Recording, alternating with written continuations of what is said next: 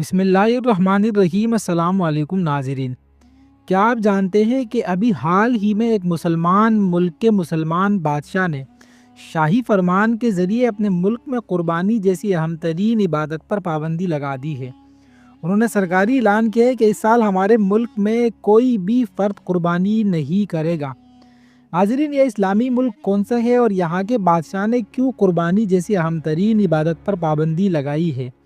آج کی اس ویڈیو میں اصل حقائق سے آپ کو آگاہ رکھیں گے، لیکن آپ سے گزارش ہے کہ اس ویڈیو کو مکمل دیکھیے گا، اور اگر ہماری محنت آپ کو پسند آ جائے تو ہمارے چینل کو لازمی سبسکرائب کیجیے گا۔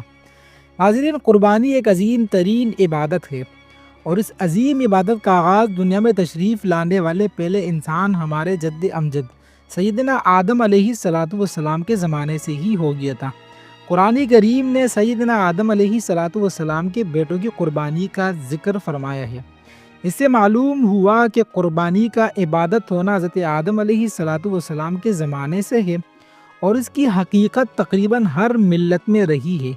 البتہ اس کی خاص شان اور پہچان سیدنا ابراہیم اور سیدنا اسماعیل علیہ السلام کے واقعے سے ہوئی ہے، اور اس کی یادگار کے طور پر امت محمدیہ پر قربانی کو واجب اور لازمی قرار دیا گیا ہے۔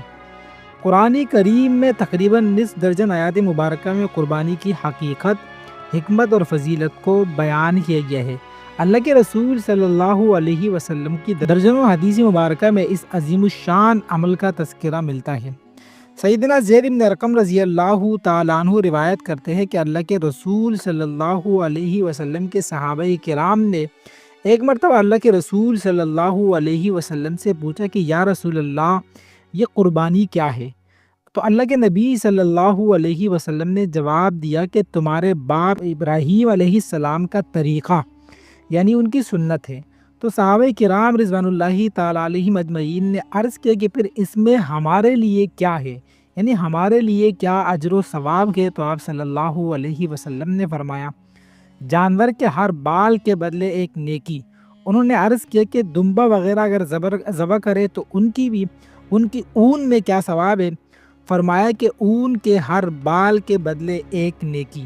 ناظرین، ایک طرف قربانی کی اتنی بڑی فضیلتیں، اور دوسری طرف شمالی افریقہ میں موجود مشہور مسلمان ملک بلکہ عرب مسلمان ملک کے بادشاہ محمد السادس نے اس سال اپنے ملک موراکو میں قربانی جیسی ذیشان عبادت پر پابندی لگا دی ہے۔ ناظرین، مراکش عربی میں المغرب شمالی افریقہ میں واقع خود مختار مسلمان ملک ہے۔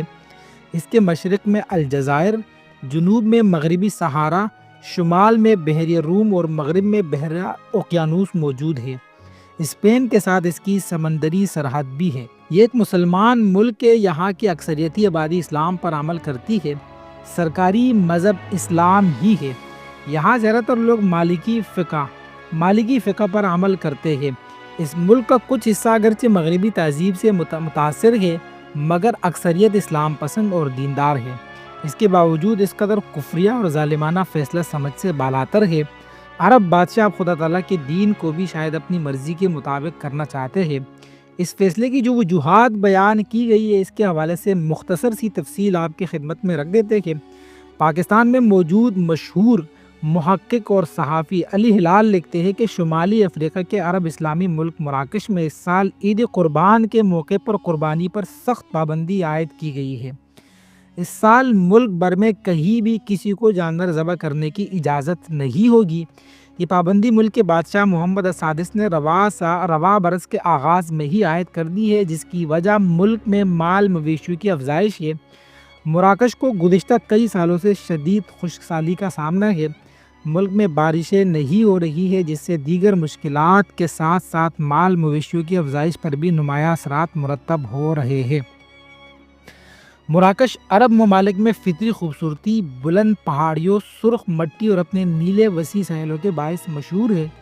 مراکش دو سمندروں بحر اٹلانٹک اور بحر ابیض متوسط کے کنارے واقع ہے۔ ملک میں بادشاہی نظام ہے۔ ناظرین، اس سے قبل بھی 1963، 1981 اور 1996 میں غیر معمولی اقتصادی اور ماحولیاتی حالات کے سبب مراکش میں شاہی فرمان کے ذریعے عید الاضحیٰ پر لوگوں کو جانوروں کی قربانی سے روک دیا گیا تھا۔